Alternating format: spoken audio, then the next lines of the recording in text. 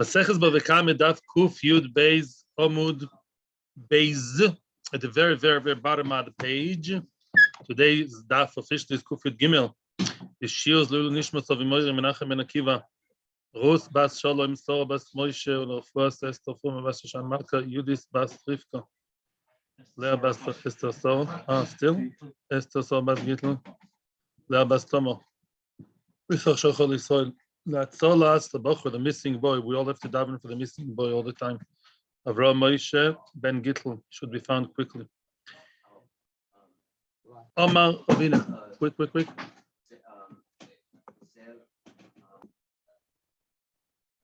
Omar Avina, bottom of the page. So now we're talking about a person who we invite to Beth Din, a person is summoned to Beth Din. And we said yesterday, with the whole process of how patient we are, so if the person straight away says, no, I'm not coming, or if the person just doesn't come, he's invited for the next hearing on Monday or Thursday, and he doesn't come, then in that case, right away, he's put in Shamta. By the way, I was using English words, which is always wrong, but there's just no choice. In Halacha, there's not just a regular word like excommunication. There are lots of different stages, which we're not discussing now. There's Shamta, and if he doesn't listen to Shamta, then there's Cherem, Nidui. There are different levels of how severely you excommunicate him. The first stage is called Shamta. He's not part of the minyan. He's not part of a zimun. His wife is not in shul. His kids are kicked out of school. V'chule. And not because they were wearing the wrong, color of shoes. They're kicked out of school because the father is what? Did not listen to Beth Din. Now the question is as follows. We said yesterday that the Shliach Beth Din has ne'amonus like two people, right? That's an official Shliach Beth Din. It's a person who's reliable. It's a person who's scared to lie in Beth Din. Maybe he's also going to lose his job. And therefore, when the person came and said, listen, I'm the Shliach Beth Din. I went to Reuven's house. I summoned him. And he went like, he completely refused me. So because he's a Shliach of Beth Din, he has big power, he has great power, he's like two Eidim. And we sometimes believe him to make a Baal Peh Shamta, not a written one, but based upon his words, we believe him and we say that as long as there's no written document involved, we believe him that the person refused to come and he really tried, the Shliach Beth Din, and the other person just refused, just out of, being, Dafka, being obnoxious, exactly. And then we say, okay, we put him in Shamta. Amar Ravina. Now Ravina is talking about a different kind of story related to that. Yavinan Zimna, we mezamnin, we invite or summon people to Beth Din to a specific day. Apuma de iteta, apuma de shivivi. What does that mean? By a woman and by the neighbors. What does that mean? Says Rashi, let's say you are Shliach Beth Din, and from some reason you're in a rush, or I don't know, you have a certain reason why you don't actually face the person, and you know who's walking down the street? A lady who sometimes goes to that person's house. She's his ozeret. He has a Jewish frum ozeret, let's say, a cleaner, a maid, and what? And you tell, hey, Mrs. So-and-so, could you please, you're going to his house anyways, could you please tell him that he should come to Beth Din? We rely on that, even though she's a woman, and women are not named for Eidus. If she's like acting as a Shliach Beth Din, sort of, in other words, an unofficial one, we believe her that she will do her Shlichus and she will invite him. And if he didn't come, we're not going to say, oh, he never heard about it because she forgot to tell him. We'll assume that she did tell him because she now has that sort of, informal job of, doing what Beth Din told her. We assume that she did tell him and he's the one who refused to come. That's going to be our assumption to the point that we will put him in Cherem. The Apuma de Shivivi, also by the neighbors, the guy's not home. The guy's just not home today. You knock on the door, nobody's there. You don't have to waste more time because poor other side is already waiting impatiently to the din. You knock on the door of the neighbors and you tell them, neighbors, please, tell Mr. So-and-so to come to Beth Din. Tell him to come to Beth Din. Yeah, 1 second. Fine. Sorry about that. Okay. So now, and we believe her, and we believe the neighbors that it did the job, they fulfilled the shlichus, and he just didn't come because he didn't want to come, and we put him in Shamta. However, there are many exceptions to this rule. And by the way, the chiddush is here that this lady is going there anyways. We're not making her a shlicha, and the neighbors are there obviously anyways. They live there, even though it's kilu by the way kind of thing. We still believe those people that they fulfilled the shlichus and they called him. However, we're going to be many exceptions to this rule. We only say that we only say that if the person himself is not in town. Let's say the person who called to Beth Din, Reuven, is not in town, yeah, and we told the neighbors or the Ozeret or the whoever, please tell him when he comes back and you're going to see him, tell him that we invited him. So then it makes sense, makes sense in that case that they will tell him the shlichus, that they will really tell him. Aval isei b'mata loy. But if the person is anyhow in town, he is in town, then we say no. We say no. They who said that they're going to tell him.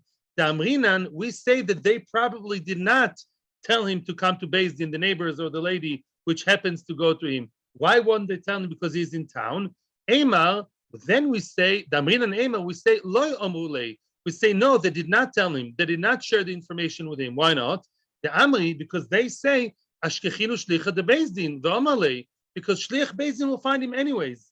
Which means, imagine yourself a town which is a little bit smaller than New York, Los Angeles, Chicago, even Tel Aviv, even smaller than Bet Shemesh, even smaller than Beitar.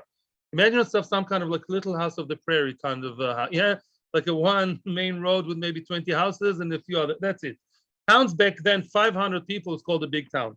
So if in that village, the person himself is there walking about, then the Ozeret or the whoever or the neighbors would say, wait a second, if you remember, we'll tell him. We don't feel super responsible to tell him. Why? Because Shlich Beth Din will bump into him anyways, right? Yeah, sometimes you tell somebody, can you give a message to so-and-so? And then realize, stupid, I'm going to see Mr. So-and-so before you. Yeah, that's what's going on here. And then we don't rely on them that they did the Shlichus. And then if he didn't come, we assume that they didn't tell him and we don't put him in a Shamta, in a Cherem. And another exception to the rule, above the Beit Dina. Also, in other words, so this guy the entire day is out of town, right? Another exception, another exclusion here. We only say that they will tell him. We rely on them, yes, to tell him. The loy chalif above the bedina. If he does not pass on his way back, let's say he's out of town the whole day. He went to different somewhere else, and he's coming back. Let's say in the afternoon when Beth Din still function. So if he comes back near Beth Din's door, he passes by Beth Din's door. Then we say, if he doesn't pass there, then the neighbors or the lady feel responsible. He's not in town today. It's Beth Din, serious business. He's not in town today. And even when he comes back, he will not pass by Beth Din. Him and Shlich Beth Din will not see each other. I, the cleaning lady, or I, the neighbor, I'll see him before. Oh, I'm responsible to tell him. Aval Khalif above the Beit Dina, but let's say he passes by the gates of Beth Din anyways. On his way back from his cotton field, from his tomato field, he's anyhow going always past. I know his trajectory, and he goes near Beth Din. Loy, then Loy Amri, Loy, excuse me. Then they will not tell him the message. Amri, because they tell themselves, Ashkichu Beit Din v'Amri lei. Beth Din will find him and will tell him if he passes by Beth Din's door. Beth Din can be on the lookout for him, and Beth Din will tell him. Why should I be the one to tell him? So they're less reliable to tell him, because they don't feel that that's their only sole exclusive responsibility. Beth Din will meet him anyways. A third exception to the rule, we only say if he's going to come back today later. He's coming back in the afternoon, in the evening, when the Ozeret is still there, the neighbors are still there, then we say, they'll tell him, if they realize that he will not be met by Beth Din anyways, and they will be the first people bumping into him before Beth Din and their powers that be and their shlichim, then they'll tell him, providing he's coming today, later on. Let's say he doesn't come today, he comes tomorrow, 2 days time, 3 days time, he went on a vacation 4 or 5 days. Loy, then we don't say that they probably told him. Ema, we say we're concerned, ishtaluya ishtali, maybe they're going to forget. How many times somebody tells you to do something and you forget? If it's something that has to be done today and you'll see him today, you'll remember. But if the next time you see the person will be much later, then we say maybe they'll forget, and then we don't rely on them necessarily, which means if he doesn't come, we'll assume that they're the ones who didn't tell him, and we won't be so quick to put him in Shamta which is a severe thing. Amarove, the next memra, Barove, Haima de Kosi Vale Psicha al Deloy Osi Ladina. Yeah, a person, what we wrote a psicha. What's psicha? Opening. That's not such a good opening. Yeah, this is not a tennis over here. What's psicha? That we basically write a document against him, a document stating that he's not listening to Beth Din. He has to be in Shamta. He has to be in Cherem, sort of Shamta, a lighter Cherem, until he actually comes to Beth Din, because he refuses to come. He just says outright, "I'm not coming." Ad the osi ladina loy mikarinan lei. Yeah. In other words, ad the osi ladina lo mikarinan lei. Until he actually comes to Beth Din, we don't tear up that shtar. Only when he's actually going to come to Beth Din, then we'll say, "Oh, that's a good boy," and we'll tear up the shtar and completely forget about that cherem. What's the chiddush here? Obviously, if that's the means of pressure, when will you stop the pressure? When he behaves and he comes to Beth Din. Says Rashi, no, that comes to exclude what? Let's say the person is half choizer b'tshuva. The first time we summoned him, what did he say? No, I don't believe in this stupid Beth Din. Chas v'shalom. Yeah, I shouldn't say the word stupid. Okay, I don't believe in this foolish Beth Din. And then what? Chas v'shalom. He talks like that, and he just doesn't want to come. Very obnoxious. Then cherem chutzpan. But let's say next week he says, "Yes, I'm coming. Oh, I'm so sorry. You shouldn't talk like that. I'm coming next week. I'm coming next month after my daughter's wedding and my son's 5th wedding." Khalila, he would say. Then what? Then maybe you should already tear the shamta, the psicha, because he's nice. He's saying he's going to come. He's now, yes, yeah, he's cooperating. We say, no, mister. Until we actually see your face in Beth Din, then, only then we'll tear up the shtar. Only when you really comply with the requirements of Beth Din and show your face in Beth Din, and we're talking at the beginning of the din, the beginning of the process, then we'll tear up the shtar. Up until then, you're playing games with us. You're dragging your feet, and you're still not respecting Beth Din by schlepping us and postponing and procrastinating again and again. Now comes the second end, the other end of the stick. Al delot sayis ledina. Now is the very end of the story. What happened? A similar story at the very, very, very end, the far end of the story. Let's say that person has been through the entire process, and the gavel was down, and now he refuses to listen to Beth Din. Let's say it. He does not obey. Sayis in Hebrew is to obey. He does not obey Beth Din. Beth Din said, "Mister, you are mechuyev to pay him 10,000 pounds. You owe him," and he says, "No, I won't pay 10,000." He just refuses to do what Beth Din tells him to do. Then we say, "Ad detzais lo mikarinan lei." Then we don't. Let's say at some point he says, "Okay, I'll pay. I'm sorry. I will pay," but he didn't yet pay.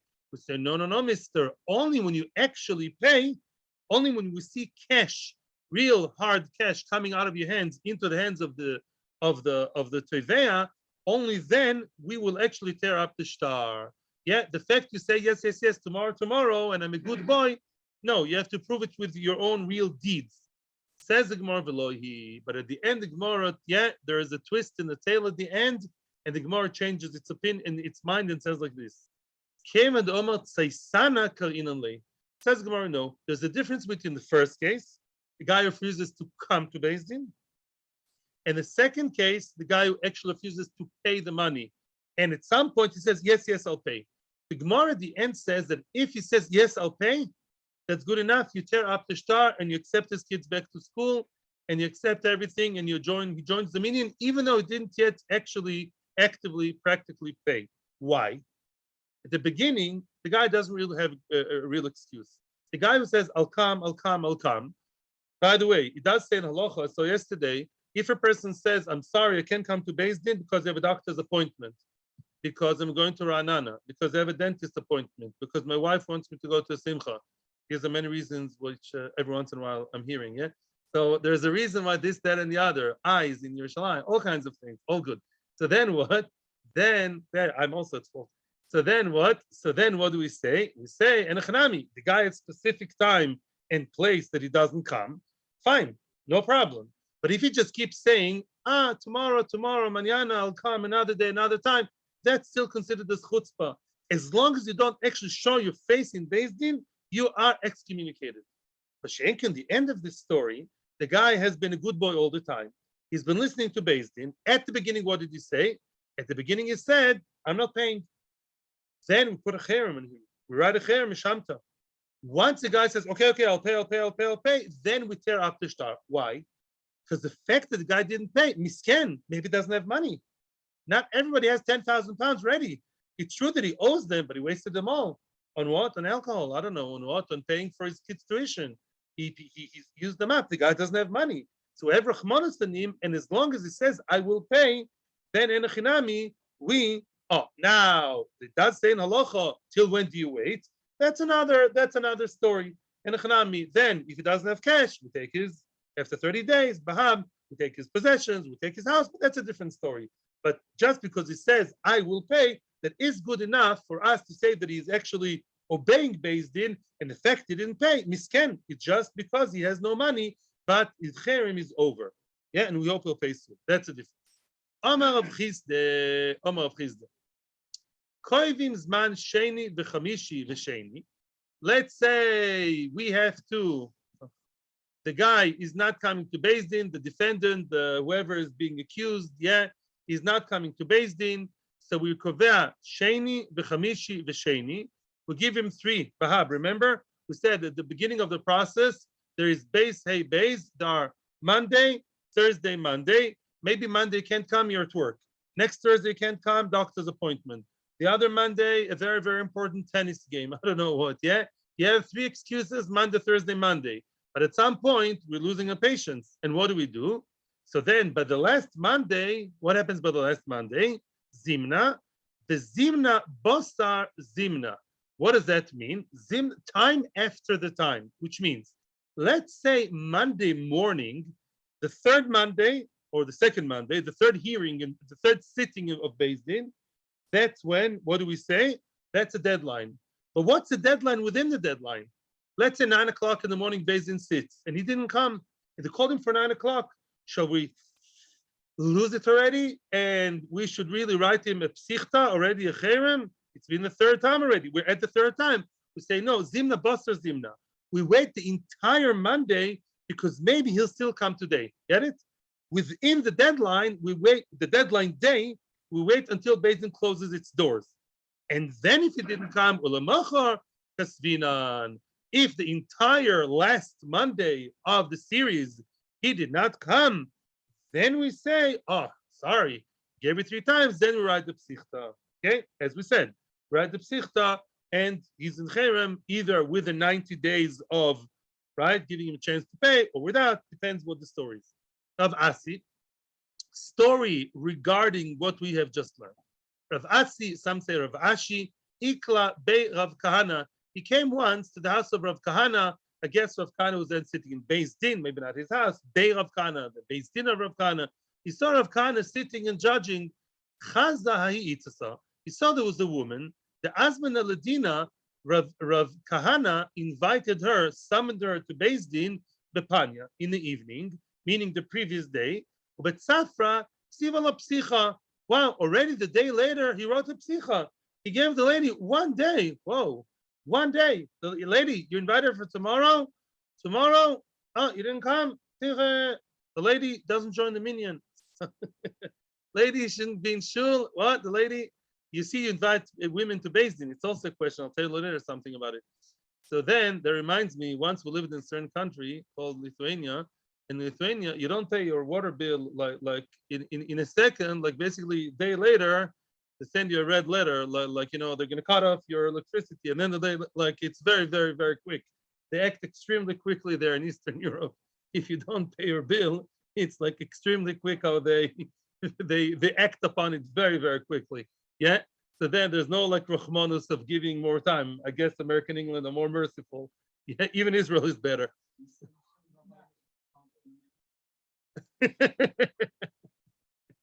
Not even Charles. So now let's continue. So basically, that lady, 1 day he gave her and cherem. So now Rav Asi or Rav Ashi, whoever it was, Rav Asi asked Rav Kahana, don't you believe what Rav Chizda says? Don't you know? Don't you hold of what Rav Chizda says? You give the guy or the girl, you give them 3 days, 3 sittings, Monday, Thursday, Monday. Maybe his business, maybe he has work, maybe she has work. Amarle, no, there's a difference. We're talking here. I don't know if you know, the Gemara was written before 1960, way before. I don't know if you're aware of that. So, bit of Jewish history. Now you know. Yeah. So now, women in the times of the Gemara, most women did not work. Some did, but most women didn't work out of the house all day. Definitely not. It was very rare to have such a thing. Animili Gavra. A man is different to a woman. Gavra, a man, the Anis, he's forced. The Leise Bemata is not in town. The man, Monday, Thursday, Monday, he's not really playing cat and mouse with us. The guy is working. Today he's working in Tel Aviv. Tomorrow in Yerushalayim, he runs around the country and he's working. So Mimela, he's not in town. So we give him Rahmanus three times. Aval Itza, but the woman, Kevin the Isa Bemata. The woman is in town. What does she do all day long? She cooks and cleans and does the laundry and she takes care of the children. She's in town. Below Asya, why did she come? She's right here. Yeah. Again, if the lady gives them a good reason, the Rama says, men or women, she says, I have a doctor's appointment tomorrow. I have to go something justifiable. That's a different story. But she didn't. She says, I'm okay. She saw the letter and she kept cooking. No, like, why aren't you coming? You're not giving us a reason. And you're in town all the time. We see you walking around your children to the gun in the park every day. So Asya Moredesi, she's a rebel, she's a Moredes, and therefore after one day for a woman, or one sitting or basin is tantamount to 3 times by a man, and right away, if she has no good excuse, she's a Moredes and she doesn't go to Din. And then we put her in Shamta. What I said about ladies, there's an interesting term in Halacha called Nashim Yekarot, Nashim Yekaros, dear ladies, dear women, which means important women are not called into Din. People who sit and learn all day long, very seriously, like Rav Shimon Bar Yochai, yeah, people who sit and learn, or people who are women who barely go out of the houses, they're very mechubed, they're very like tzanua, they don't have any dealings with people outside their home. Or Talmid Chachamim, we're only sitting learning all day long. So generally speaking, again with exceptions, you don't invite them to Din, you bring Din to them. Din sends a messenger to their house, and they listen to the Tanis in the house, and then they're being represented in Din because they're choshuv. No, I don't know. Can you sue the queen? So if you sue the queen, I guess you won't come to court. You'll go to her court, yeah, and you listen to her. Omar of Yehuda, yeah. Can you sue the queen? Can a person sue the queen or no? Omar of Yehuda, interesting to know. Maybe theoretically. Omar of Yehuda. We'll see. Loya Avinas. We hope so. Omar of Yehuda. Loya Avinas Dimna. We never invite people to Din in times when we know they're not going to come. Amar of Yehuda again. Loya Avinas Dimna lo b'yom Nisan v'lo b'yom Tishrei. In Nisan and Tishrei, we don't invite people to Din. You may say why? They're busy. Nisan, they're busy cleaning for Pesach. Tishrei, they're busy cleaning, not cleaning, buying the little esrog. No, the reason is very business-oriented reason, and that is in the times of Tishrei back then. That was the time when they would harvest the grapes and they would actually press the wine in Tishrei. That was very normal back then, maybe today also. And Nisan, as we all know, Nisan ER was the time of the harvest of the wheat, the barley, the wheat. That's Nisan time. So because people are very busy in Tishrei and Nisan, everyone's very hard at work. You know, it's like the last week of the civil year. You know, the the end of the tax year, everyone's very busy. You know, it's like peak season at work. When the guy's at the peak season of his work, don't invite him to Din. You only machshel him. He won't be able to come, and you're just creating a power struggle here for no reason. He can't come. And also not Erev Yom Tov, and not Erev Shabbos. Also, don't invite a person to come to Din on Friday and not on Erev Yom Tov. Who has time on Friday to come to Din? Who has time on you may ask a question, Friday? What is Din? They don't sit Friday. Ooh. So let me send you a reminder to Daf Pei Beis Amud Aleph. Tosfos asks the question, who's the one who invented the idea that Din should sit on Monday and Thursday? That was Ezra HaSofer. Ezra described. He said Monday and Thursday. Frek Tosfos, how did Ezra help? I'm going back to Tosfos Daf Pei Beis Amud Aleph. Tosfos then asked, what's Ezra helping? Din used to sit every day. So now Ezra is mitzamtim, it is limiting it for 2 days only, makes it worse, less available to the people. Says Tosfos like says Tosfos, and listen to this. In the big cities, whatever big city is, yeah. In a big city, Yerushalayim, New York, Tel Aviv, the big cities, Beis Din sit every day. In the small villages, Ezra was metaken to make Beis Din more available to the smaller places, and he said in those places too there should be a Beis Din. But if you're in a small moshav in a kibbutz, hopefully Beis Din doesn't have what to do every day, not so many people. Then they only sit Monday and Thursday. Okay, that's what Tosfos defines it. I think there are Rishonim Mechoilek. Yeah, Yitiken b'chol ear ve'ear. Yeah, or Tosfos says, yeah, Tosfos also doesn't necessarily speak about big and small. I'm correcting myself. What I think what I said was right, but Tosfos says be'ir achas b'chol ear ve'ear. In other words, there were a few cities where Beis Din would be every day, and Ezra was metaken. I don't know if in every small town, every hamlet, but in many cities, Ezra was metaken Monday and Thursday. Okay, let's say Beis Din would all be in Yerushalayim, Bnei Brak, Haifa. Let's say only every day. What would people of B'Shemesh would do? What would people in Netivot do? So then there's Monday and Thursday. Okay, so Lamaisa sometimes Beis Din in some places, in the big places, they would sit on Friday. Nevertheless, you don't call people to come on Friday because they can't. The guy's cooking for Shabbos, the guy's cleaning for Shabbos. So you prepare for Shabbos, you can't come to Beis Din. However, oh no, I skipped. No, I'm sorry, I skipped something. No. Again. No, sorry, I didn't. I'm restarting from Omer of Yudah quickly. Omer of Yudah. Why not to Nisan and Tishrei? Don't invite and summon people to come to Beis Din Nisan and Tishrei. They're busy at work. Give the guy a break, and he's not going to come. It's going to be a whole power struggle. Don't invite people to come not on Friday, not on Erev Yom Tov, not on Erev Shabbos. They're busy cooking, cleaning, shopping, doing aval. Oh, here comes the reservation. Minisan lebosel yomi Nisan.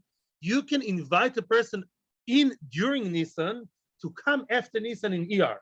Let's say the person Nisan is harvesting the field and is very busy. He's either the worker or the foreman or the big boss. He's very busy with the harvesting. You can actually come to him in the middle of work and tell him, Mister, you're invited to Beis Din, summoned to Beis Din for ER.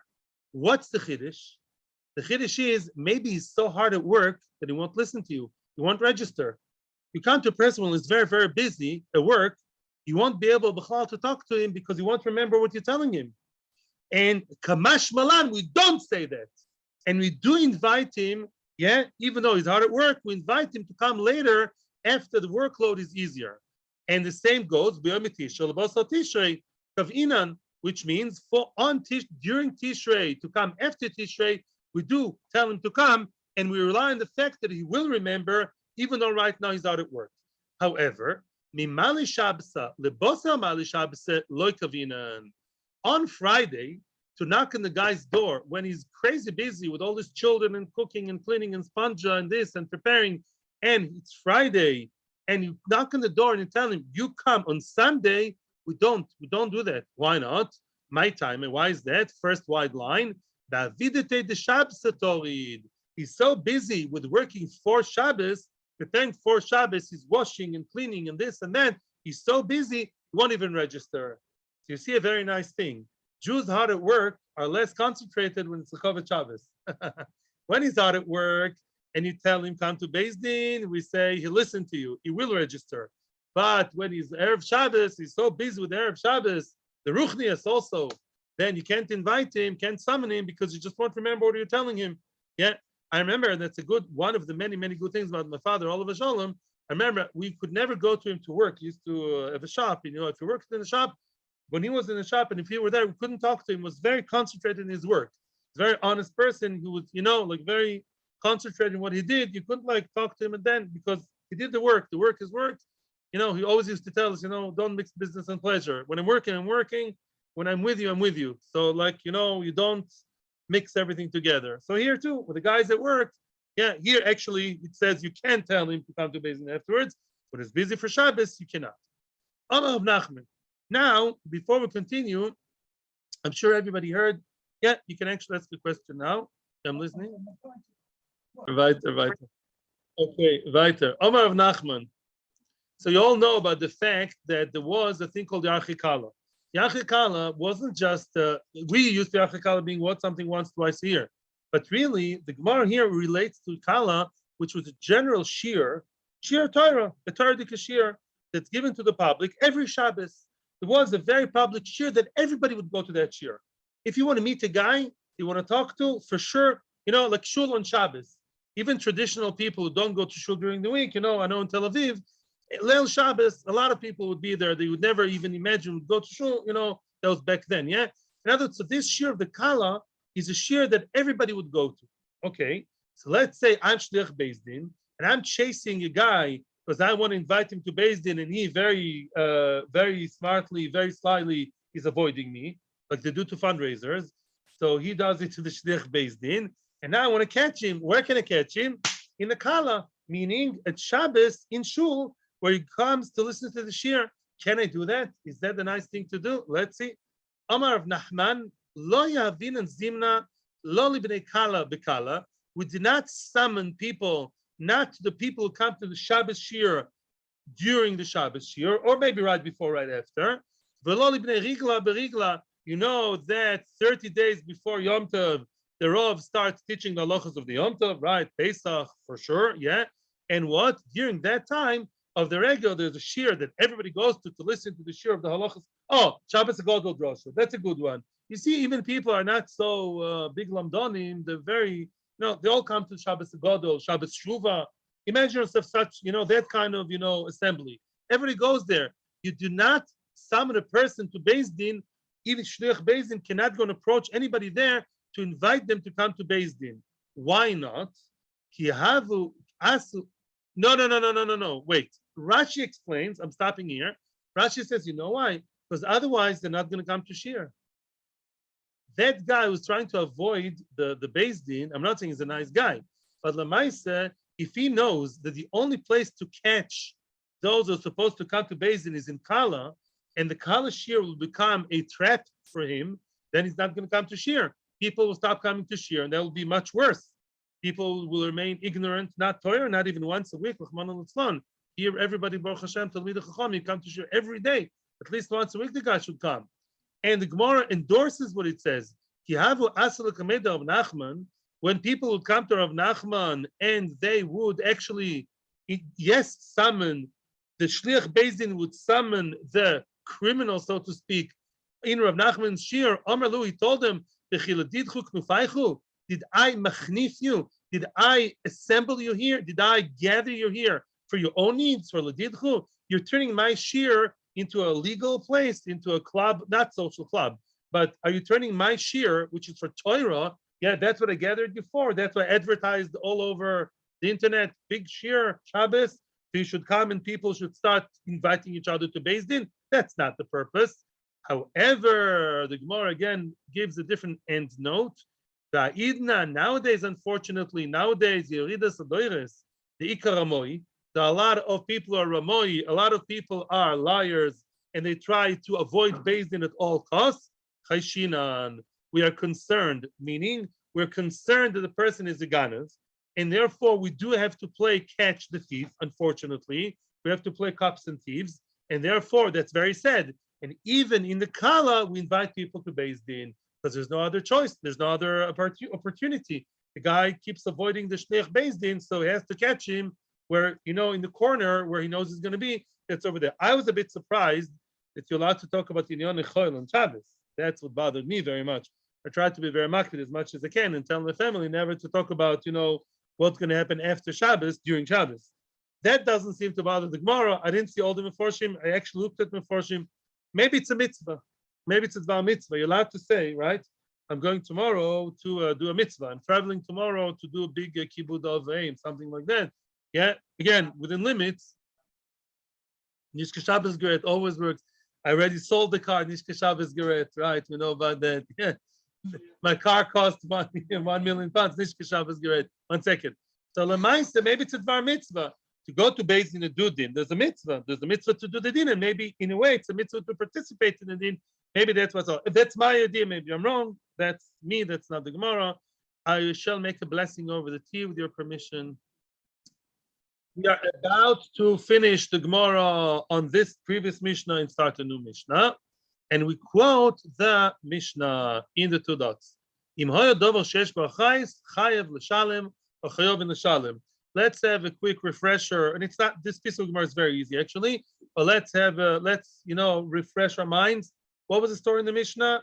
Children of a Ganav, that nice man which was so nice to them and gave them ice creams on Sunday and took them to a tiyul all his life, was a very lowly thief. And now they're eating money of Geneva. Oh, so they need a lot of psychological help.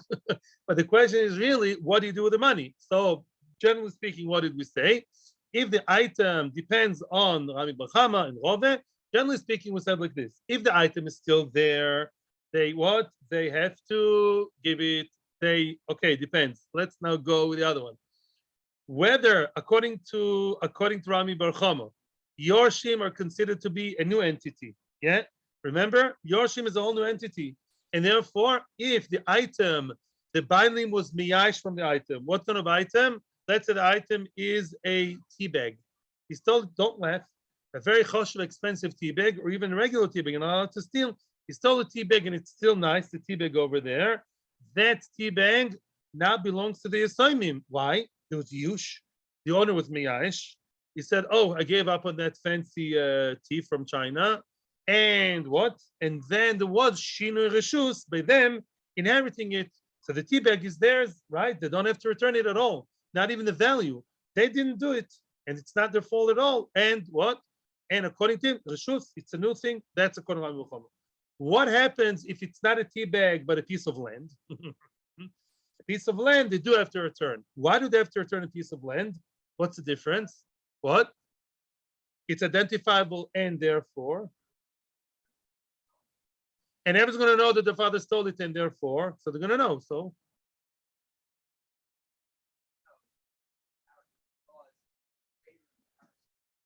Very good. Oh, kibud of the aim. Very nice. In other words, because of Kibud Av, everyone's going to point the finger and laugh and say, oh, that piece of land where they're staying, which may be halachically okay, Lamaisa, everybody knows that was stolen by Reuven from Victor, and therefore that would be a shame for the father. I just want to point out something Mechavrus reminded me at the beginning of the 9th parak. To be honest, I forgot it. He reminded me about it, and that was, why do we have to respect the father as a Gazlan? And never did tshuva, because you see, it's still in his house, still inherited to the children. Yeah, he bequeathed to the children. Why do you have to be mechaber the father as a gazlan? So the Gemara answers, no, he did tshuva. Back the Gemara, if he did tshuva, why is it in his house? He did tshuva sincerely. Let's say we do know that he really, really had the intention of giving it back. He cried with real tears, and then he died.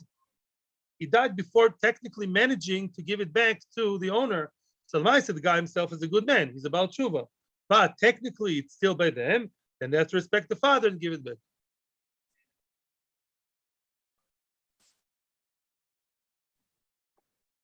Says the Gemara, Masni Rebbe Reb Shimon Brei. Rebbe taught his son Reb Shimon the following, and as we see, we saw that Gemara before. Loi dover shesh b'achrais mamish, not only a piece of land, which is dover shesh b'achrais, not only that is an item that they have to give back, even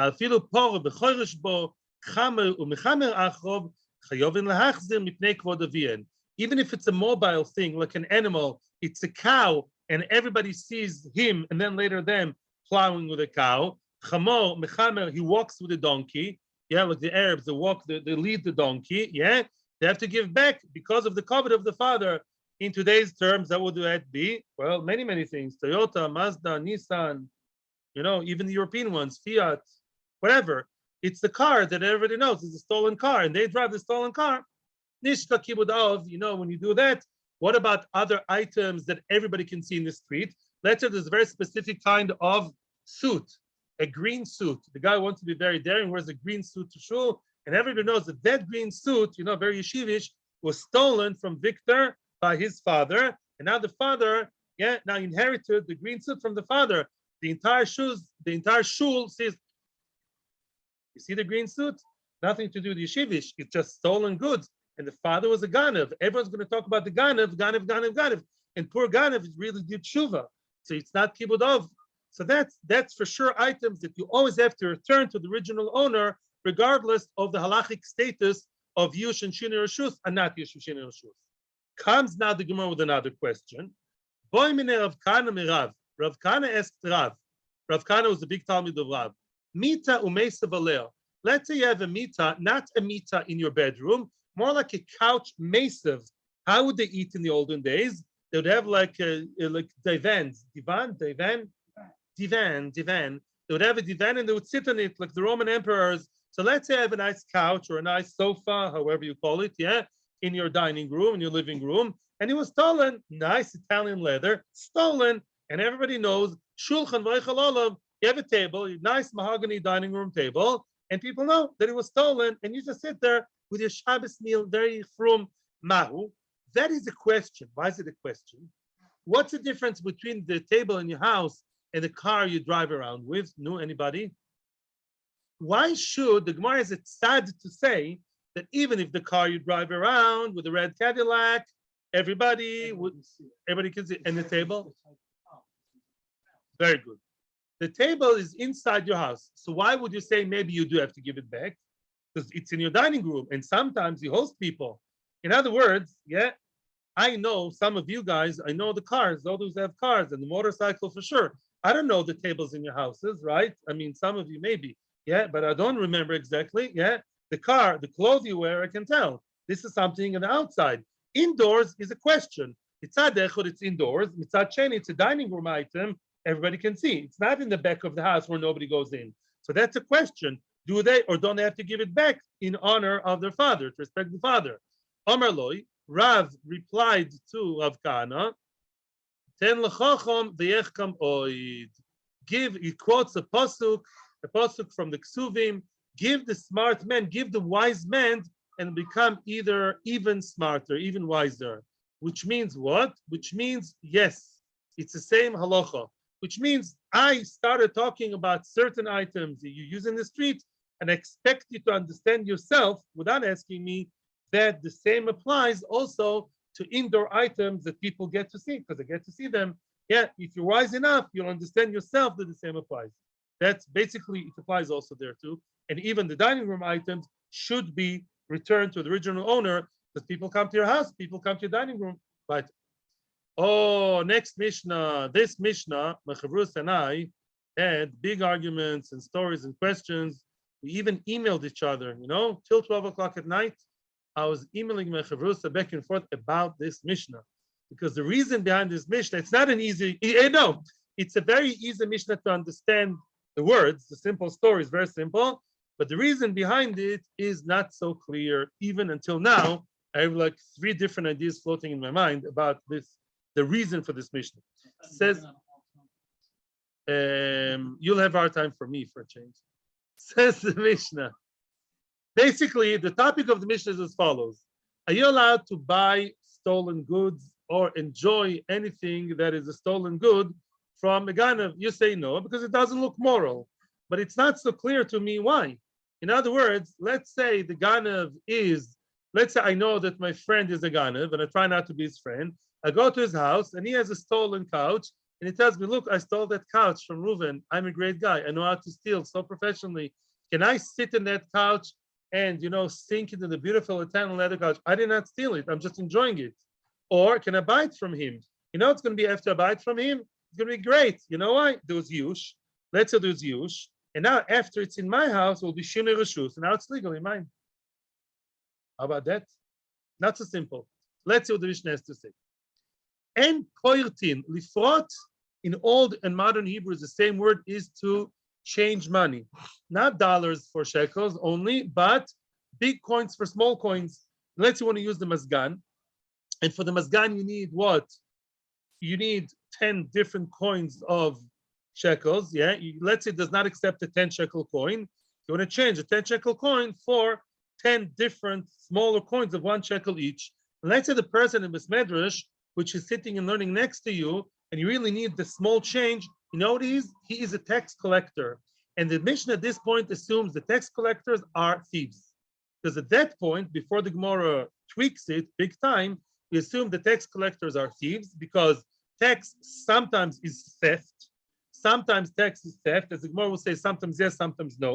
The Gemara will differentiate, but some tax collectors and tax systems are downright theft, and therefore we say if the guy, listen to the Mishnah, ain't potin lo miteva samoichsin. Let's say the person is the meches, is the customs. The person works in the airport and he has his own box of cash that he gets from the people who come to the airport. Today is more sophisticated, yeah? But he has a bag of cash from what he collected in the airport. And I tell him, Mr. Moiches, you always have a lot of cash. Can I give you 10 shekels? Can you give me 10 small coins? He says, Bava Kama, I'm not allowed to do that. I'm not allowed to do that. Why? Because I'm enjoying and benefiting, or there are many reasons why I cannot do that. Either I'm mechazik his hands, it's lifnei iver, I'm supporting his theft by working with him, by going to him and giving my okay to it. Or maybe there's an issue unclear to us to enjoy it. Or maybe I'm a thief myself. Why could it be that I'm a thief myself? Because when I take the 10 shekels belong to somebody that he illegally took in the airport 10 shekels from someone that he shouldn't have, yeah? That 10 shekel now I'm taking it, right? Now it's mine. But Lamaisa, yeah, even if it was Miyash, I'm the one who created the Shinur Rashus. There was Yush, and I'm taking the 10 shekels to me. Now I'm saying it's mine. Now everyone's going to ask me, what? But you gave back the 10 shekels to the Moiches. Thank you very much, but not to Mr. Guy, not to the guy who's in the airport crying over the 10 shekels. Okay, 100 shekels. Let's say 100 shekels are taken illegal in the airport. And I'm taking the 100 shekel even further from the original owner. Not only Yush, I caused the Shinur Rashus. So says the Bach, thank you very much. You caused the Shinur Rashus. Yeah? I'll kill someone and say, what do you want from me? He's already dead. Yeah, but you killed him. Yeah, now he's dead. In other words, you created the matzav of complete kinyan on the side of the Ganav, the Shinur Rashus, but you made the Shinur Rashus. If you're the third guy, there was Yush and there was Shinur Rashus before you came, Hela. That's not the story. You're doing the final blow of finalizing the Gneva into your hands.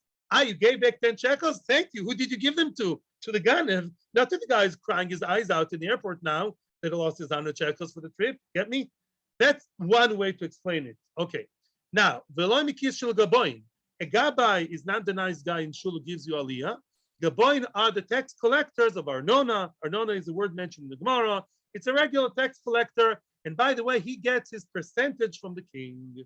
The king told him to collect the taxes, and he gets his nice 20% cut, or all kinds of systems like that. And that's what he does. The Ein Neutlin Mem Tzedakah, you're not allowed to take tzedakah from them. Again, either you're a thief yourself, or at least you're mechazik the hands of the Ganav. By the way, Tosfos learns differently. Tosfos says a third pshat, and that is, even if it was already Yush, Tosfos learns, once it was Yush, I'm allowed to do whatever I want. However, because he's known to be a Ganav, he's not a one-off Ganav, a petty thief of 15 years old. He's a professional Ganav. The entire town knows that this tax collector is a Ganav. To go to someone who's an official, well-known, famous, or infamous Ganav, that's pasnisht. It's a gnai. Says Tosfos, the lashon of Tosfos, I want to be exact, is that this is meguna. It's a obscene. Meguna. It's inappropriate. Inappropriate to do dealings, even though it may not be gneva. According to Tosfos, once there was yush, I'm allowed to do the Shinur Rashus and buy from him.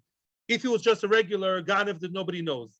But if this is a famous ganav everybody knows, it's gnai. It's not an appropriate thing for a shomer mitzvah person to have his dealings, the tzedakah, his money changing from somebody who has the title on his forehead, I'm an official, ke'ilu legal ganav. That's a third reason. Aval, noitel mitoch beisoy o min hashuk.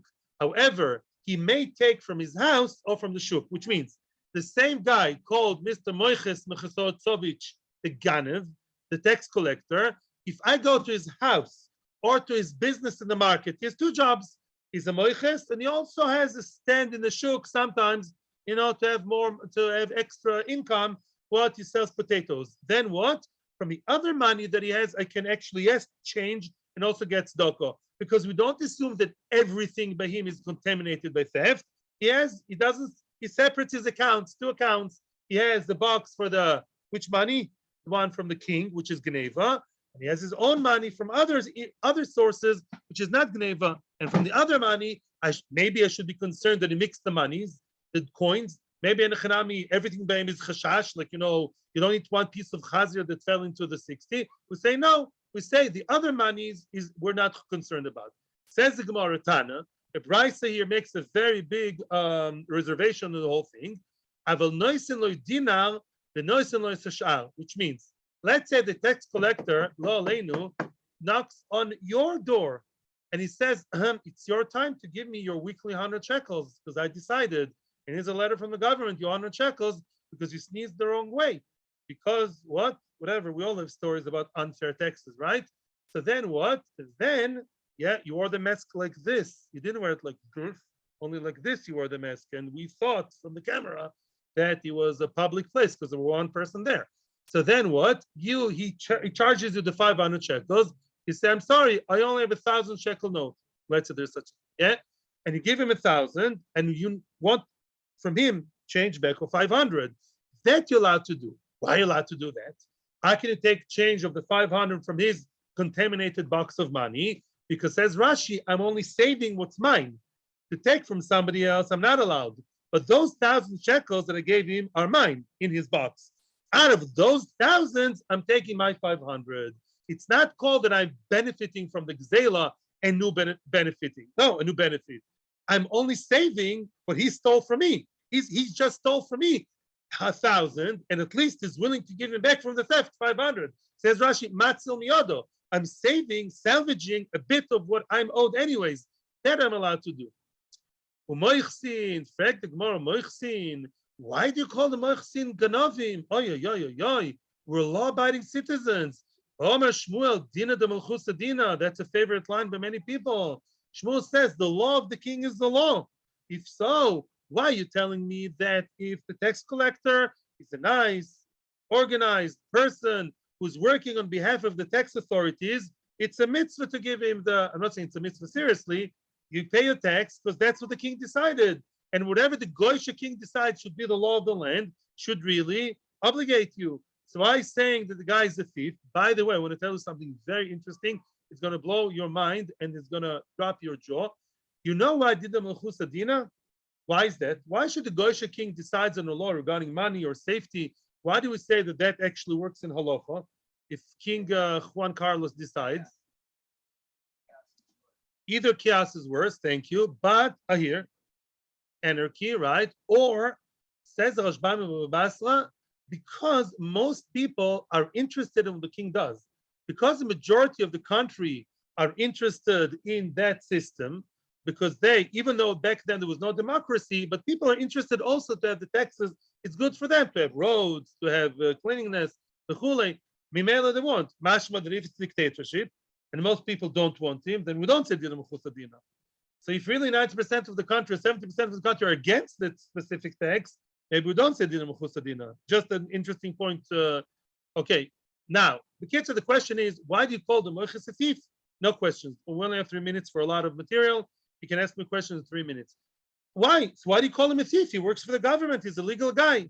Omar Rav Chanina bar Kana Mor Shmuel, the Moiches she'ein lo kitzva. That Moiches has no ratio, has no set amount. He takes as much as he likes. There are two explanations. Either the king told him, listen, you can take, he's a Jewish man working for the government. He got the franchise. He got what do you call it? No, the better word. What? Whatever, yeah?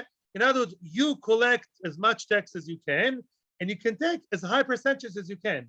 There are no numbers. It's ein lo kitzva. In other words, it's not like a set thing, 250 shekels for blue and white, 500 shekels for red, white. I know all about it, yeah? I'm a careful parker. So Lamaisa, there's no kitzva. How much would he pay? However much the judge feels like, however much this, or in this case, he takes his percentage. You're concerned about the Jew who has his percentage, he takes as much percentage as he feels like. For me, he takes 2%. Tomorrow wakes up in the morning, the wrong foot, he takes 50%. Such a person, that's not legal. Even if generally it's under the king and under the law, but his particular way of working is very, haphazardly, very, disorganized. He takes as much as he feels like. That is called a theft. that is not part of Dina Mechusadina because it's not set. It's not a set thing. And nobody agrees to such a shtus. The Rabbi Amri, in the Besmedrash Rabbi Yana, they said, the Moiches Amid Me'elav. Moiches Amid Me'elav. Who is that? He's a self-appointed tax collector. And that is one of two scenarios in the Shuk of Tel Aviv, and that's a real story. The people worked back in the Shuk in Tel Aviv. I heard it firsthand, the story. People are not so educated. They don't know the ways of the world. And a guy looked like a very spitzy kind of lawyer with a nice tie and suit. He walked around the places in the Shuk, and he cheated them that they owe him a tax. Sam lied. He lied to them that they owe him a tax, and they believed him. That they come from here. That was before internet and all that. They couldn't find out. Eventually, they found out he's Bava Kama. He's Amid Me'elav. He's a self-appointed tax guy. He decided that he's taking tax from everybody. Could be also a nice person here. Tax 50 shekel tax from everybody in the street because he wants to make the street cleaner. Let's say, even if though he cleans the street, who says I agree? He's not the melech. He's not a regular guy. Yeah, and let's say most people don't agree with Bichlal. Another pshat of Moiches Amid Me'elav is different, and that is even if he works on behalf of the king, that he's self-appointed and he will give the money to the king, but he appointed himself. So the king keeps quiet. The king did not appoint him. We don't see the mechusadina.